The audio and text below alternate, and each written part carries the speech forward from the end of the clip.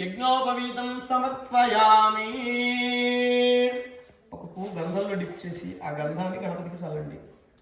గంధద్వారాం దురాదర్ఢాం నిత్యపుట్టాంకరేషణీం ఈశ్వరీం సర్వభూతానాం దామిహోపక్వజయ శ్రియం.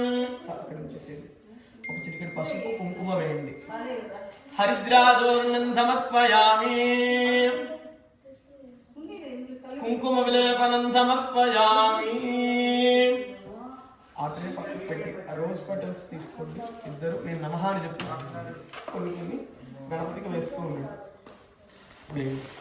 ఓం సుముఖాయ నమః, ఓం ఏకదంతాయ నమః, ఓం కపిలాయ నమః, ఓం గజకర్ణికాయ నమః, ఓం లంబోదరాయ నమః, ఓం వికటాయ నమః, ఓం విఘ్నరాజాయ నమః, ఓం వినాయకాయ నమః, ఓం ధూమకేతవే నమః, ఓం గణాధ్యక్షాయ నమః, ఓం ఫాలచంద్రాయ నమః, ఓం గజాననాయ నమః, ఓం వక్రతుండాయ నమః, ఓం శూర్పకర్ణాయ నమః, ఓం హేరంగాయ నమః, ఓం స్కందపూర్వదాయ నమః, ఓం సర్వసిద్ధి ప్రదాయకాయ నమః, మంగళమహాగణపతయే నమః. నానావిధ పరిమళపత్ర పుష్ప అక్షత పూజామి సమర్పయామి.